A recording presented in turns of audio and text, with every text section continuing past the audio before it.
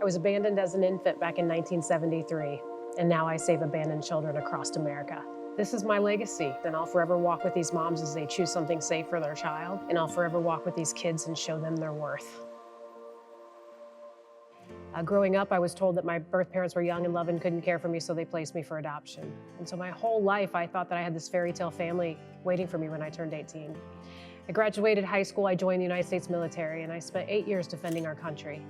And that's where I got my love for firefighting. I became a firefighter in the military and got out of the military and joined the fire service and became a firefighter and a medic. The day came where I wanted to track down my biological mother. I wanted to know my heritage. I wanted to know any medical information. And so I was 37 years old when I finally connected with my biological mother, and I was shocked to learn the circumstances concerning my birth. She was 17 years old. She was brutally attacked and raped and left along the side of the road. This was in 1972 when abortion was illegal in our country, even in the cases of rape and incest. And I'm not here to debate abortion. I'm just stating it wasn't available back then. And she pressed charges against this man who had raped her, and he was arrested and he was charged. And if that wasn't the worst of it, when her life was finally getting back to normal, she found out she was pregnant. She was hidden for the remainder of the pregnancy and then gave birth in April of 1973 and abandoned her child 2 hours after that child was born. And that child was me. So I was out on a speaking tour, and I happened to be in Cape Town, South Africa, speaking at churches. And I happened to be at the only church in Cape Town, South Africa that had what they called a baby safe in the side of the wall. And I was so intrigued by this baby safe, and it literally looked like a mailbox into the side of a church.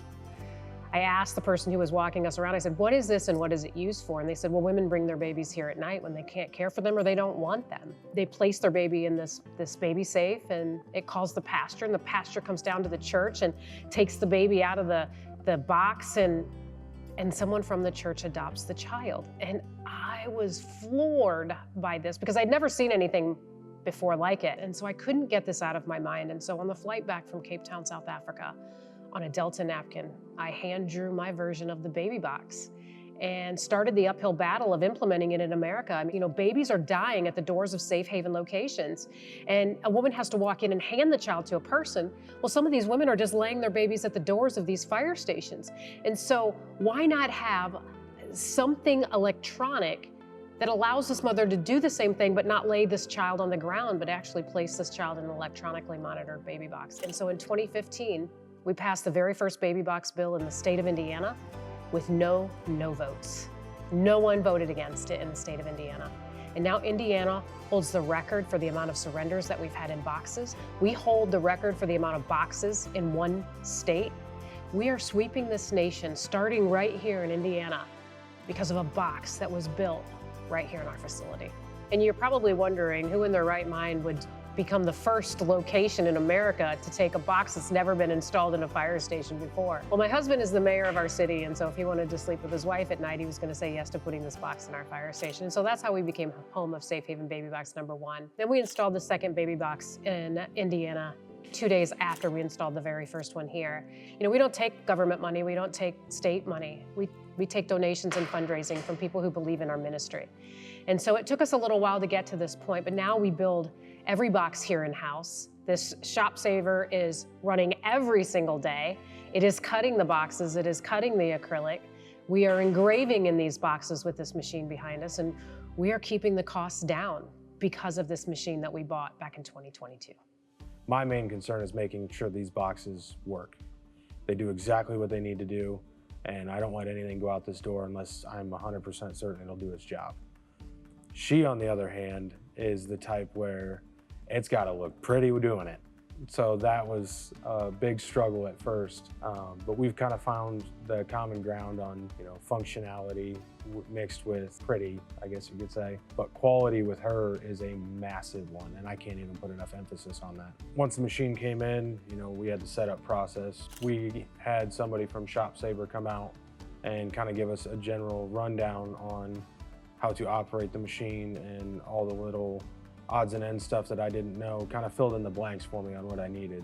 And then after that got going, I was running the CNC, I was building the boxes, pumping in with electrical, you know, repairing, doing all this stuff. It was quite a bit to take on as one person. So finally, we got going to the level that we needed to start hiring more people. And that's whenever I ended up getting a couple guys back here And we've been running boxes out of this place like mad, considering what we do.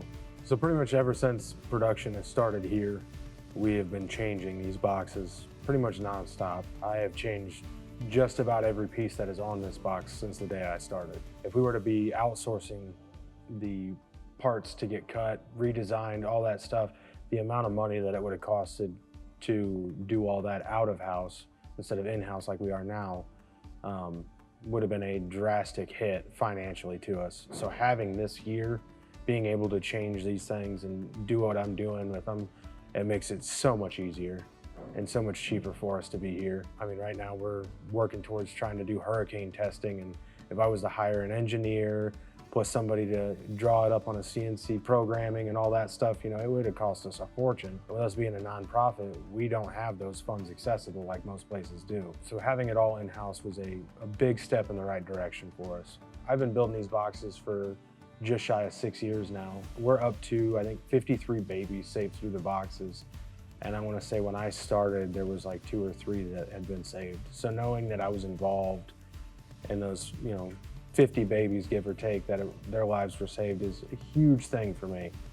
You know, there's plenty of opportunities out there, but making that difference and enjoying what I do is worth more than any dollar amount you could put in front of me.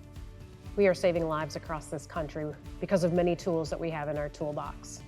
And to be able to do that and to further our ministry, we have to be able to use all of these tools at any given time. And so for us, saving money for these fire stations to keep their costs down is pivotal. And the only way that we can do that is by cutting these boxes ourselves with the help of the ShopSabre.